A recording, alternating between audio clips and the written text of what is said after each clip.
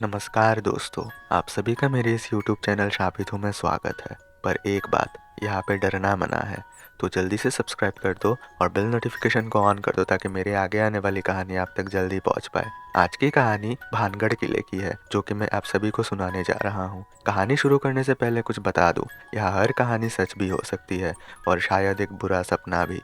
पर एक बात याद रखना, जितना आप सुनोगे उतना ही अंधेरा आपके करीब आता जाएगा। So sit tight, lights off, volume high, because the nightmare starts now. Bhangarh किला एक ऐसी जगह जिसका नाम सुनते ही लोग थोड़ा सा मुस्कुरा देते हैं और थोड़ा सा चुप भी हो जाते हैं। राजस्थान के अरावली पहाड़ों के बीच बसा हुआ ये किला दुनिया के सबसे भूतिया किलों में गिना जाता है। दिन में टूरिस्ट आते हैं, फोटोज लेते हैं, लेजेंड्स सुनाते हैं, पर जैसे ही सूरज ढलता है भानगढ़ एक और ही रूप ले लेता है। लोकल लोग कहते हैं सूरज के बाद अगर भानगढ़ के अंदर गए तो या तो वापस नहीं आओगे या फिर पहले जैसे नहीं रहोगे। अर्जुन और समीर दोनों कॉलेज के दोस्त थे, दिल्ली से आए थे। दोनों का एडवेंचर का शौक था और हॉरर स्टोरीज पर हंसी आ जाती थी। यूट्यूब पर हॉन्टेड एक्सप्लोरेशन वीडियोस देख के रात को हॉरर पॉडकास्ट सुनना ये सब उनके लिए नॉर्मल था। भाई भानगढ़ सिर्फ एक अफवाह है, अर्जुन बोला अपना बैकपैक टाइट करते हुए। सही कहा, समीर हंसने लगा।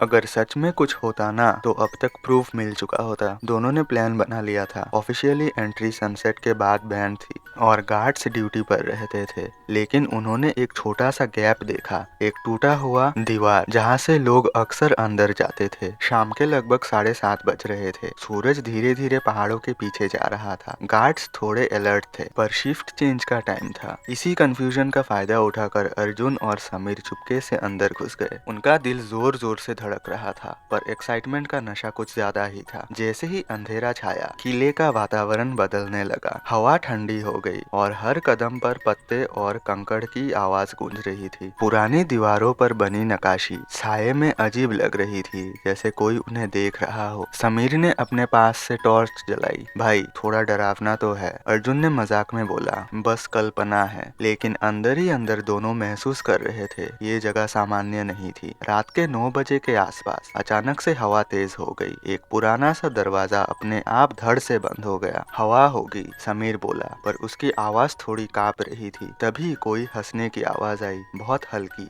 जैसे दूर कहीं से। दोनों एक दूसरे को देखने लगे। तू हंसा? नहीं। हंसने की आवाज धीरे धीरे रोने में बदल गई। जैसे ही रात और गहरी हुई, उन्होंने महसूस किया कि वो अकेले नहीं है। किले के गलियारों में चलती हुई परछाइयां, बिना किसी स्रोत के कदमों की चलने की आवाज और कभी कभी किसी के नाम लेने जैसे आवाज। अर्जुन, समीर ने झट से पूछा, तू मेरा नाम लिया? अर्जुन का चेहरा सफेद हो चुका था। नहीं भाई। अब आवाज बिल्कुल पास से आई थी। उन्होंने भागने का सोचा, लेकिन किले का लेआउट बहुत कंफ्यूजिंग था। जो रास्ता पहले सीधा लग रहा था अब घूम रहा था। दीवारें जैसे शिफ्ट हो रही थी और तभी एक साया उनके बिल्कुल पास से गुजरता है, तेजी से। समीर चिल्लाया, भाग! दोनों एक दूसरे के विपरीत दिशा में भाग रहे थे डर के मारे, और वहीं पर वो अलग हो गए। समीर एक पुराने महल के अंदर घुस गया। उसकी टॉर्च जल बुझ रही थी। दीवारों पर किसी जमाने का चित्र बना हुआ था, पर उनके चेहरे विकृत थे, जैसे दर्द में चीख रहे हो। अचानक उसने महसूस किया किसी ने उसका कंधा छुआ। वो मुड़ा, वहाँ कोई नहीं था। फिर से किसी ने उसको छुआ। इस बार उसके गर्दन पर ठंडी उंगलियों का एहसास हुआ। समीर ने चीखने की कोशिश की, पर आवाज नहीं निकली। शीशे के सामने से गुजरते वक्त उसने अपनी परछाई देखी, पर परछाई मुस्कुराई, जबकि वो नहीं मुस्कुराया था। यहाँ से चले जाओ, एक औरत की आवाज कान के बिल्कुल पास। समीर गिर गया। उसके सामने एक सफेद साया था, लंबी बाल, उल्टे पैर और आंखें बिल्कुल काली। दूसरी तरफ अर्जुन एक खुले प्रांगण में फंस गया। चांद की रोशनी में पुराने मंदिर के खंभे खड़े थे। वहां उसने देखा कोई लोग, पर वो लोग जिंदा नहीं लग रहे थे। उनके चेहरे जले हुए, कपड़े पुराने, आंखों में दर्द। वो सब एक ही बात बोल रहे थे, यही रहो। अर्जुन ने अपनी आंखें बंद कर ली। ये सब सच नहीं है। पर तभी किसी ने उसका हाथ पकड़ लिया बहुत जोर से। उसने देखा एक आदमी जिसका आधा चेहरा गायब था। तुम भी यही रहोगे, उस आदमी ने कहा। अर्जुन ने पूरी ताकत से हाथ छुड़ाया और भाग पड़ा। पीछे से हंसी और चीखने की आवाज दोनों एक साथ आ रही थी। लगभग पूरी रात दोनों अलग अलग जगह पर टॉर्चर होते रहे। कभी लगता कोई पीछा कर रहा है और कभी लगता कोई बुलाने आ रहा है। सुबह के करीब जैसे ही पहली रोशनी आई, किले का प्रेशर थोड़ा कम हुआ। समीर और अर्जुन दोनों अलग अलग जगह से भागते हुए मेन गेट के पास आ गए। दोनों का हाल खराब था, कपड़े फटे, आंखों में डर। गार्ड ने उन्हें देखा और चौंक गए। तुम लोग रात भर अंदर थे? दोनों बस चुप थे।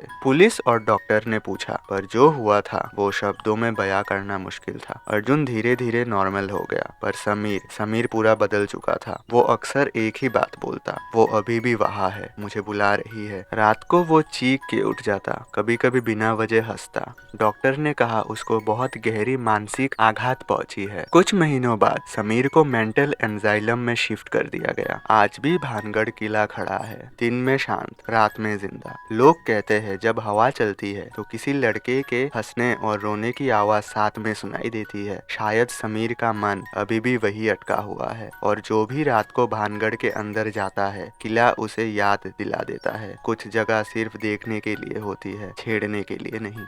अगर आप कहानी सुनते हुए यहाँ तक पहुँच गए हो तो लाइक शेयर सब्सक्राइब जरूर कर देना, ताकि मैं आगे भी आप सभी के लिए ऐसी हॉरर कहानियाँ ला पाऊँ। और फिलहाल के लिए मैं आप सभी से अलविदा लेता हूँ।